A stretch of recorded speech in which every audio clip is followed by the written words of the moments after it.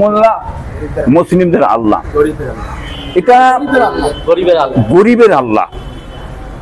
শওকত মোল্লা গরিবের আল্লাহ, এই যে কথাটা বলেছে, কথা কি বলেছে আমি ঠিক বলতে পারছি না, তবুও যে কথাটা শোনা যাচ্ছে এই কথা অনুযায়ী আমি জবাব দিচ্ছি, বুঝলেন না? দেখুন, কথা হচ্ছে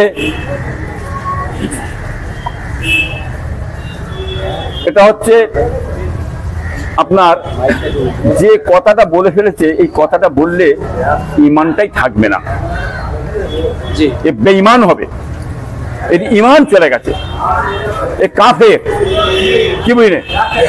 এই কথা বলার প্রেক্ষিতে কেন আল্লাহ কাউকে বলা যাবে না, সৃষ্টিকর্তা একমাত্রই আছে, আমরা আল্লাহকে এক বলে বিশ্বাস করি, এই আল্লাহ ছাড়া কাউকে আমরা বিশ্বাস করি না, আমাদের খোদা কেউ নাই। ওই ব্যক্তি যদি বলে থাকে ওই যে কি সর্বনাশ করেছে, হ্যাঁ বুঝতে পারছেন? এই কথা বলার জন্যে ইসলামী ল অনুযায়ী, ইসলামী আইন অনুযায়ী কাফের কাফের কাফের, ওর বিবি তালাক হয়ে গেছে, ওর বউ আর বউ নেই, কি বুঝলেন? অর্থাৎ মোমেনের সঙ্গে কাফের বিয়ে হতে পারে না, কি বুঝলেন? ওর বউ মোমেন, ও কাফের, অর্থাৎ তালাক হয়ে গেছে। হ্যাঁ, বড় মুফতি সাহেব দেখারে ফতোয়া জিজ্ঞেস করুন। হ্যাঁ, গরিবের আল্লাহ যাকে বলছে স্বীয় পুজো করছে, ওই মানে জাহান্নামার কুত্তাটা কে? শওকত মোল্লা স্বীয় পুজো করছে, বুঝলেন?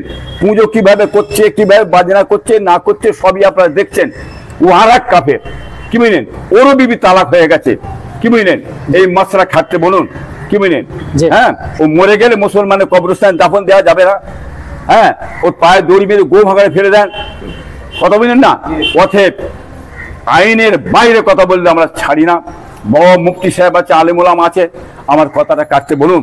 হ্যাঁ, কাফেরদের সঙ্গে আমাদের সম্পর্ক নিয়ে কাফের বাচ্চার কথা কেন বলছেন? কাফের বাচ্চা ছোট হুজুরকে গাল দিয়েছে নাই, দেখছেন না? পীর সাহেবের গালাগালি করেছে ওই শওকত মোল্লা, আমার বাপ ছোট হুজুরকে গাল দিয়েছে, ভাইয়া গাল দিয়ে বংশ তুলে গাল দিচ্ছে, ওই বেঈমান, ওই কাফেরটা, হ্যাঁ জাহান্নামের কুত্তা।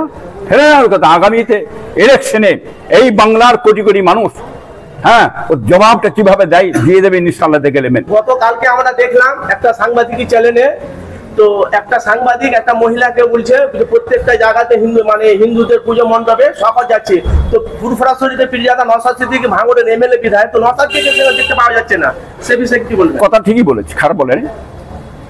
দেখুন, আপনার রাজনীতি জায়গায় রাজনীতি করুন, কি বুঝলেন?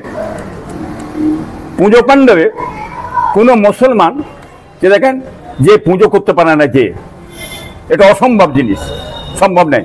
আমি আমার ধর্মীয় ব্যাপারে চলবো, আমি যেতে পারি, দেখতে পারি, ঘুরতে পারি, তা বলে আমি যে পুজো করব না। হিন্দু ভাইয়েরা আমাদের যে ধর্মের ব্যাপার আছে, তারা এসে বসে আমরা নামাজ পড়ছি, আমরা ঈদের নামাজ পড়ছি, হ্যাঁ, এসে নামাজ পড়তে পারে না, কি বুঝলেন? তারা এসে দেখতে পারে, কথা বলেন না? ওদের ধর্মের ব্যাপারটা আলাদা, কি বলেন? রাজনীতির ব্যাপার আলাদা। উনি তো বলছে ভাঙড়ে হিন্দু মুসলমান দলীয় আদিবাসী সবই আছে, তো নওশাদ তুমি ওখানকার এমএলএ যাবে না কেন? না, এমএলএ যেতে পারে, এমএলএ যাবে, দলিত আদিবাসী জাতি ধর্ম বা নির্ভর সব জায়গায় যাবে, সবাই যাবে, কিন্তু যে পুজো করবে এটা অসম্ভব। পুজো কেন করতে যাবে? অসম্ভব, পুজো করতে পারে না। সে মানুষ সেবামূলক কাজকাম করবে, মানুষের হয়ে পাশে দাঁড়াবে, সমস্ত কিছু করবে। ধর্মীয় ব্যাপার আলাদা, ধর্মটাকে দিয়েছে রাজনীতিতে ঢুকে দিলে হবে না। ওইখানে পুজো করতে যাই দেখিয়ে দিয়ে, হ্যাঁ, ভোটটা টানবো, এই ধোকাবাজি কারবার, যেমন মমতা ব্যানার্জি সাহেব, ওই যে ব্যানার্জি বুঝতে পারছেন না? হ্যাঁ, আরএসএস মমতা ব্যানার্জি সাহেব, বুঝতে পারছেন না কি করলো? কোথায় কিছু নেই, ইফতার মজলিসে গপ ছুড়াকে যার রোজা রেখে দিয়েছে, যার রোজা সস্তা, মুখে পানি দিয়ে রোজা হয়ে যাবে। কোথায় কিছু ঈদগার ময়দানে যায়, মাথায় ঘুমটা টুমটা দিয়ে একটা বসে গেল, বুঝছেন না? এটার একটা ধোঁকা, কি বিচারিতা, মানুষকে ভোটটা দিবার জন্যে এই ধোঁকা মেরে, এই লুটিয়ে কি করেছে? 30% মুসলমানদের ভোটে ঝেড়েছে, কি বুঝলেন? আর হিন্দু ভাইয়েরা ভোট দিতে 15% দিয়েছে, বুঝলেন না? মুসলমানদের ভোটটা দিয়েছেন উনি, দিয়ে কি করলেন? দীঘায় চলে গেলেন, দীঘায় যে বিশাল এক জগন্নাথ মন্দির তৈরি করলেন। জগন্নাথ মন্দিরটা কেন তৈরি করলেন? কারণ কি? উনি এইখান থেকে চলে গেলেন, আপনার জায়গাটার নাম হচ্ছে আপনার পুরীতে চলে গেছিলেন। পুরী যেতে ওনাকে মন্দিরে ঢুকতে দেয় নাই, কারণ কি ঢুকতে কেন জানে? উনি এইসব মুসলমানদের এই কাজ করেছে, ঢুকতে দেয় না। ওই রাগে পড়ে এসে উনি এই দীঘাতে একটা জগন্নাথ মন্দির করে দিলেন। কার বাবার টাকা? কার বাবার টাকা পেয়েছিস, করেছিস? মুখ্যমন্ত্রী তুই করলে কার বাবার টাকা? ও তো আমাদের টাকা, আমাদের টাকা, মুসলমানদের টাকা, হিন্দুর টাকা, সব করেছেন আপনি। করে দিলেন মন্দিরটা, বিরাট করে দিলেন।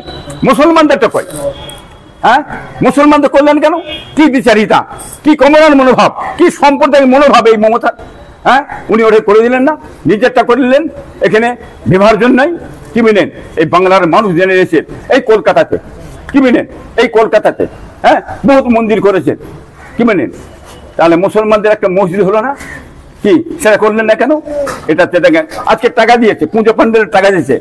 কত করে টাকা দিয়েছে? 1,20,000 করে টাকা সব দিয়ে দিয়েছে পুজো প্যান্ডেলে। দিন না, 1,20,000 কি হয়ে যাবে?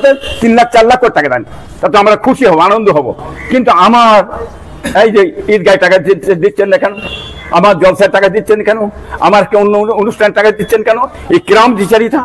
হ্যাঁ, ভোট নিচ্ছেন মুসলমানদের বেশি, আর টাকা দিচ্ছেন না মুসলমানদের ফাঁকি দিয়ে আমরা হিন্দু ভাইদেরকে দিয়ে দিচ্ছেন। এই কি বিচারিতা, এই কি কমলার মনোভাব? এই জন্য কমলার মনোভাব সম্পর্কে মনোভাব কিনা আজ মমতার আছে কিনা? উনি RSS বলে, RSS জানিয়ে দুশ্মন হচ্ছে মুসলমানদের। হ্যাঁ, মুসলমান